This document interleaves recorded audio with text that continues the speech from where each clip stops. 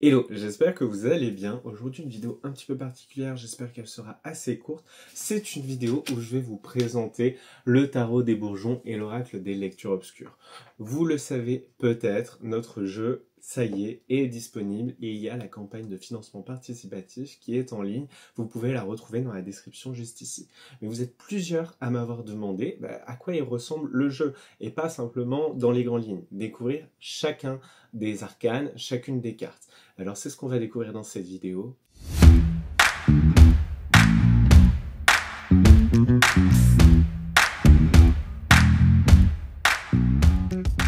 Alors ce jeu s'appelle le Tarot des Bourgeons et l'Oracle des Lectures Obscures parce qu'il y a deux jeux qui s'assemblent.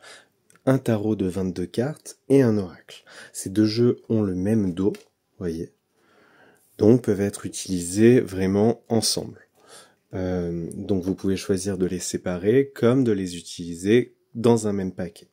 Alors on commence avec les cartes de tarot, on commence avec la carte du battleur. Ici vous avez la main du battleur qui représente le potentiel avec ce symbole d'infini. Vous avez tous les mots-clés du battleur que nous on a choisi de retenir, qui sont là un peu en tous sens afin que votre intuition elle se laisse happer, et ça ce sera le cas sur chacune des cartes, par exemple l'artisan, mais aussi le premier, agir, outil, et vous avez aussi le nom des deux bourgeons représentés sur la carte, qui sont des bourgeons qui viennent résonner avec l'énergie du battleur et qui pourront être utilisés pour compléter le message, qui pourront être utilisés pour vous accompagner. Par exemple, si vous avez besoin de trouver votre voix, stimuler votre pouvoir, le bourgeon d'églantier sera une essence à aller chercher.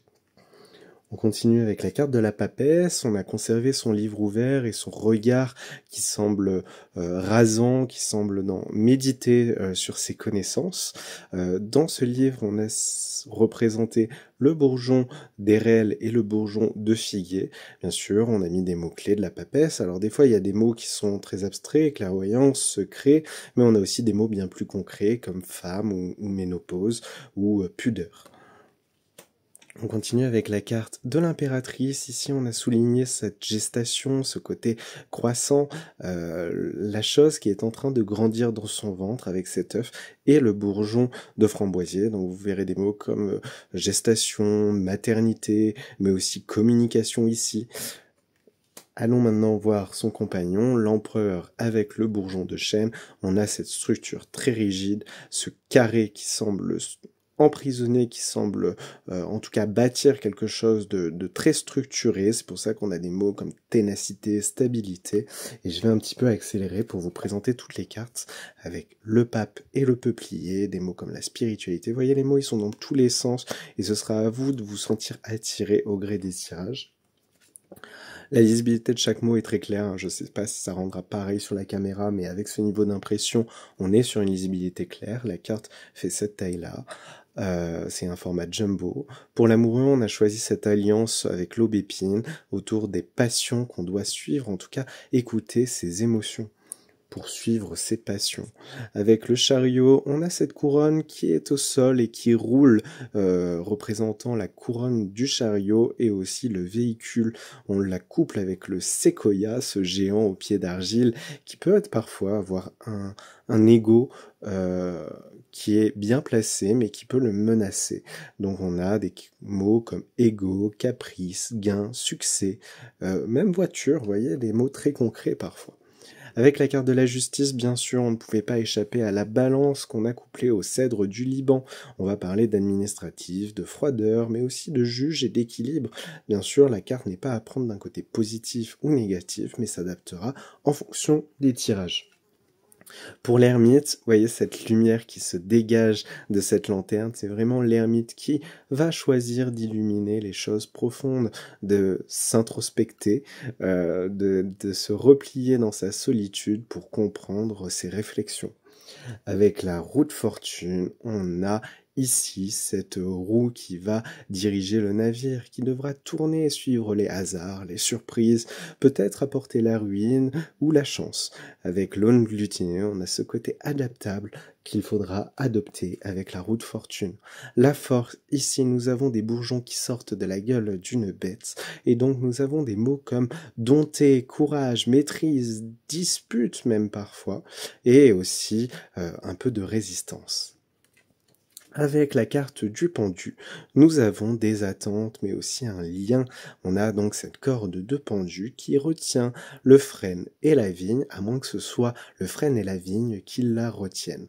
Nous avons une forme de paralysie, quelque chose qui peut sembler lourd, un rapport des fois familial. On pensera à l'arbre généalogique, les arbres sur lesquels le pendu est attaché.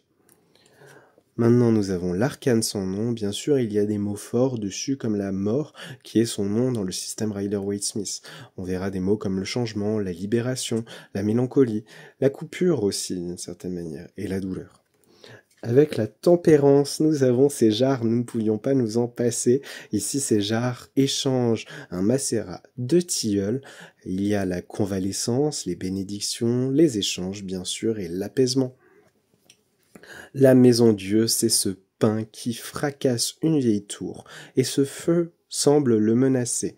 Mais une fois que le feu sera fini, les ouvertures auront grandi et lui permettront de mieux s'épanouir. On a vraiment cette idée de déconstruction, cette idée d'embrasement et aussi cette idée de reconstruction, puisque lorsque la tour aura fini de s'écrouler, l'arbre pourra grandir, l'arbre pourra pleinement changer et se reconstruire.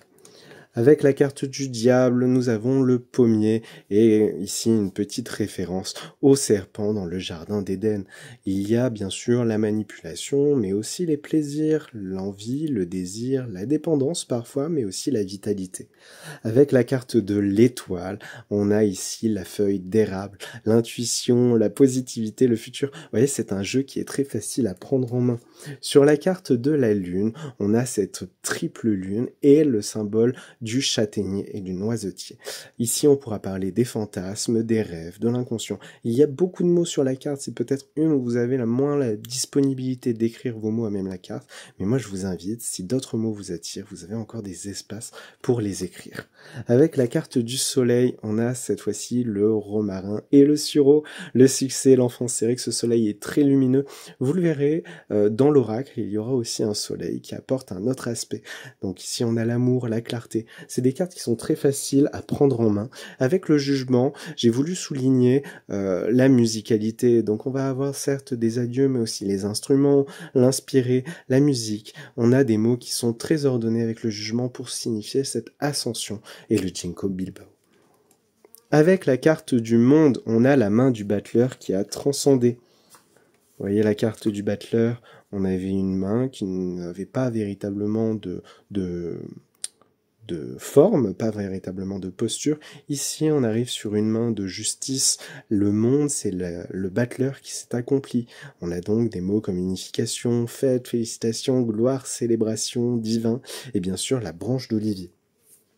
Avec la carte du mat, eh bien ici on a cette botte nous donnant cette impression de départ et le boulot qui tire un peu la tête. Ici il y a une liberté, une spontanéité et en même temps avec ce côté inclassable, c'est une carte qui n'a pas de numéro, on sent un petit peu la folie derrière cette évasion. Et nous avons déjà fait le tour des arcanes majeurs. Maintenant, dirigeons-nous vers les cartes d'oracle. Vous allez voir, elles ont le même dos. Et on commence avec le 1. Alors ici, sur les cartes de tarot, nous sommes sur des chiffres romains. Vous voyez là. Et on a ces bourgeons. Du côté de l'oracle, nous sommes sur des chiffres arabes. Alors nous avons déjà une petite carte de remerciement. Et donc des chiffres arabes et tout d'abord, surtout pour cette carte de changement, une écriture très fine, quelque chose d'instable, quelque chose qui va aller en se métamorphosant avec cette grenouille qui passe de l'état de œuf, tétard et enfin batracien. Ensuite, nous avons le 2 avec le bocal. Ici, les flots semblent se stabiliser, on a des mots un petit peu plus gros, profonds. Nous sommes dans cette idée d'intuition qui vient nous rappeler d'une certaine manière la papesse et une intuition profonde. Quand on continue avec la carte de la meute, ici, alors à l'écran, vous ne voyez pas très bien, mais moi je vois très bien les écritures. Nous avons ici le mot instinct, protectrice, famille. C'est cette idée de groupe, peut-être des fois même de sororité. Suivi par le 4 et l'exclu, on a vraiment cette indépendance, cette autonomie, le fait de faire les choses seul. Vous voyez très bien que pour une question, par exemple, si on se demande comment doit-on gérer son entreprise et qu'on tire la carte de la meute, on nous invitera sûrement à des collaborations, tandis que si on tire la carte de l'exclu, eh bien ici ce sera plutôt une invitation à être seul maître de la situation. On continue avec la carte 5, ici c'est la foi. Alors on a le pélican, alors sur chaque carte vous pourrez faire une comparaison avec l'animal, j'en ai pas beaucoup parlé parce que je veux que la vidéo aille assez rapidement, mais ici le pélican c'est vraiment, il y a un mythe de marin qui compare le pélican au Christ parce que c'est un animal qui ouvre grand son bec pour offrir de la chair à ses petits. Alors cette chair, ce n'est pas la sienne, mais c'est celle des poissons qui sont dans sa gorge. Mais vraiment, c'est un symbole de foi, c'est un symbole de valeur, de croyance, de religion. Voilà pourquoi les mots ici sont dans ce champ lexical. Nous avons ensuite la carte du désir. Alors à chaque fois, vous avez des mots-clés, mais vous avez aussi une phrase. Ici, c'est une petite comptine autour des lapins et de la lune. Donc nous avons des mots comme apparaître, disparaître, fertilité, mais aussi les choses éphémères autour du désir. Dans la carte de l'ego, ici nous avons ce lion qui nous parle de confiance, qui nous parle également de prétention parfois, mais aussi de miroir. Avec la carte du gardien, on a une stabilité bien ferme, on a un côté protecteur. Et si on continue avec la carte de l'identité, ici on aura une question autour de la culture, notre culture personnelle et le groupe dans lequel elle s'installe. Allons vers le flux, ici cette carte des vagues qui vient nous parler d'univers changeant, de destin, des choses qui se déplacent au gré des mouvements sans qu'on puisse les contrôler. Quand on va sur la carte 11, on a la carte des polarités. Il y a une main de fer dans un gant de velours. Cette force qui est aussi parfois contraste avec des énergies comme la danse qui peut certes avoir l'air de quelque chose de très facile à faire, de très délicat, mais qui demande des efforts constants. Quand on continue avec la carte de la toile, ici on a ce lien qui est souligné, un lien familial, vous voyez ce parallèle avec le 12 du pendu, mais ici ce lien on sent très bien qu'il est tenu, on sent très bien qu'il évoque quelque chose qu'on a choisi de faire, un entrelacement. Quand on va avec la carte de l'attaque, on a cette menthe religieuse qui bondit, il y a quelque chose de très tonique dans cette carte, de très rapide. Allons maintenant vers la carte de la guérison, cette très jolie carte avec cette toit. On a vraiment cette idée autour de la cure, du soin. Alors bien sûr, on n'ira pas parler de santé, mais effectivement peut-être autour d'une certaine forme de somatisation qui pourra être accompagnée. Quand on observe la carte de l'argent, on a ce bouc qui est dans une forme d'avarice parfois. L'argent est rond pour rouler, on parle de corruption, d'avidité, mais aussi de dette et de richesse. Ce sera à vous de choisir le mot qui vous attire. Est-ce que dans ce cas-ci, on parlera de dette ou est-ce que dans ce cas-là, on parlera plutôt de transaction? Continuons avec la carte de la maison. C'est peut-être une des cartes où j'ai laissé le plus d'espace vide parce que vous pourrez écrire les mots qui, pour vous, représentent la maison, le foyer. Ici, on a les mots de fondation et avec ces escargots qui portent leur maison sur leur dos. La carte de l'étoile, je vous avais dit qu'elle reviendrait. Ici, on a cette étoile pleine d'espoir, cette étoile de mer qui regarde l'horizon. On est vraiment dans l'espérance du futur. Tandis qu'avec la carte de la lune, ici, cette lune avec cette écrevisse animale, donc on a vraiment le côté ésotérisme qui est souligné sur cette carte. Avec la carte du soleil et le poisson clown, on a les choses qui sont mises en lumière, les choses qui sont éclairées et qui sont pas forcément faciles à regarder en face. Maintenant, allons voir la carte de l'envol et on a cette personne ailée qui se libère, qui s'élève et qui va vers la carte de l'univers. L'univers, c'est une carte très puissante avec ses bois de cerf. On a vraiment cette idée d'accomplissement, de distance, aussi cette idée que il y a quelque chose de plus grand et d'harmonieux. Un grand tout. Maintenant, voyons la carte de l'inclassable, ce fou qui revient sous des traits de caméléon. Vous voyez qu'il y a des liens jusqu'à cette 22e carte avec les cartes de tarot que nous avons vues précédemment, mais quelques subtilités. Et si ces cartes reviennent au sein d'un même tirage, si vous avez par exemple la carte du mat et la carte de l'inclassable, on pourra vraiment marteler qu'il y a un chemin nouveau qui se profile, un chemin qu'on n'a pas encore envisagé, quelque chose sur lequel on n'est pas encore peut-être préparé. Et là, on continue sur ces cartes d'oracle avec la carte de l'éther. C'est une carte qui vous a énormément plu lorsque je vous ai présenté le jeu. Et c'est vrai qu'elle est très belle. On est tout de suite dans quelque chose de très vague avec les terres, quelque chose qui nous entoure mais qu'on a du mal à définir. Avec la carte de l'humour, ça y est, on arrive sur quelque chose de très concret. Vous voyez, le jeu, c'est pas que des grands thèmes philosophiques, il y a aussi vraiment des thèmes pratico-pratiques. Et l'humour, c'est le rire. Où est-il dans vos tirages? Où est-il dans votre vie quotidienne? Avec la carte du feu, alors je pourrais vous parler de chaque carte, mais ça prendrait trop de temps. C'est vrai que cette carte, moi, elle m'a été inspirée lorsque je suis allé sauver les tortues sur les incendies qu'il y a eu au Canet des Morts. Et donc, cette tortue qui est ici dans cette chevelure de feu, elle représente vraiment cette passion qui est incontrôlée, qui va faire des ravages, et qui, si pourtant on l'a jugée à bonne... si on l'a contrôlée, si on en faisait quelque chose de plus ténu, deviendrait une flamme, mais ce serait une toute autre énergie, donc une réflexion autour des passions. Avec la carte de la chute et cet homme-chat, on a vraiment cette idée de conclusion, cette idée d'accélération vers la finalité. Avec la carte de la danse, on a tout ce qui va avoir attrait à la présentation, à l'éloquence, à la poésie, mais on a aussi quelque chose de sportif. Vous voyez, des fois c'est très concret, un mouvement. Quand on continue avec la carte ici des illusions, on a les mirages, les choses qui nous paraissent différentes, et puis petit à petit, en s'en rapprochant, ça va prendre une toute autre tournure.